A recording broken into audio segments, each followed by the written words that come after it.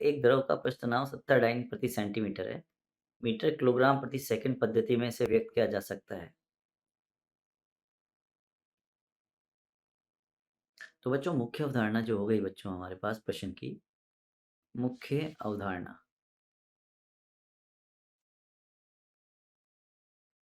मुख्य अवधारणा है एक इकाई से दूसरी इकाई दूसरी इकाई में भौतिक राशि को लिखना। भौतिक राशि को लिखना।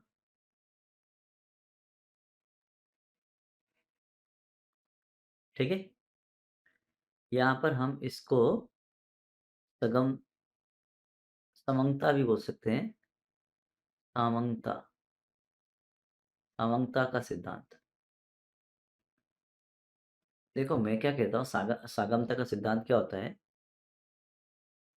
सामंगता का सिद्धांत होता है कि भाई कोई भी भौतिक राशि हो, किसी भी भौतिक राशि, किसी भी भौतिक राशि का परिणाम सदैव नियत रहता है। का परिणाम परिमाण सॉरी माफ करना परिमाण परिमाण सदैव नियत रहता है। चाहे उसको किसी भी एक भौतिक राशि से दूसरी भौतिक राशि में एक इकाई से दूसरी इकाई में परिवर्तित करो, परंतु उसका परिमाण चेंज यानी कि परिवर्तित नहीं होगा, ये होता है। तो हम परिमाण को कैसे दिखाते हैं बच्चों? परिमाण को दिखाते हैं हम n यानी कि उसका आंकिक मान n गुणा उसकी इकाई n गुणा u, ये हमेशा नियत रहता है। तो अगर हम लिखें इसको n1 आंकिक मान हो गया, ठीक है, गुणा इकाई हो गई। ये एक इकाई में बात करी मैंने, दूसरी इकाई में कैसे लिखूंगा? n2 गुणा u2। ठीक है। अब हमको अगर आप देखें CGS पद्धति में 70 डाइन प्रति सेंटीमीटर और हमसे पूछा गया है कि MKS पद्धति में इसका मान क्या होगा, ये हमसे पूछा है। ठीक है। तो सर्वोत्तम अगर हम बात करें तो इसका भौतिक विमा सूत्र क्या होता है? तो विमीय सूत्र जो होता है पृष्ठ तनाव का विमीय सूत्र वो होता है बच्चों m गुणा l गुणा m गुणा L0 t की घात 1 ऋणात्मक में, ये होता है पृष्ठ तनाव, है ना, क्योंकि पृष्ठ तनाव होता है बल बटा लंबाई, ये होता है। तो बल होता है आपका m गुणा l गुणा t की घात ऋणात्मक में 2 और लंबाई से भागित करेंगे तो l हट जाएगा, तो ये होगा बच्चों आपका। ठीक है, ये इकाई हो गई। तो हम लिखते हैं अब यहाँ से n, ठीक है, 1u1 बराबर n2 u2। बच्चों जो n2 हो गया आपका यानी कि दूसरी इकाई में आंकिक वैल्यू, वो ऐसे लिखी जाएगी। ठीक है। अब u1 बटा u2 को इकाई भी लिख सकते हैं या उसका विमेय सूत्र भी लिख सकते हैं। तो ये होगा n1 m1 बटा m2 और इसकी घात 1 l1 बटा l2 इसकी घात 0 और t1 बटा t2 इसकी घात ऋणात्मक में 2। ठीक है। अब n2 हो गया आपका, किस में ले रहे हैं n2 को हम?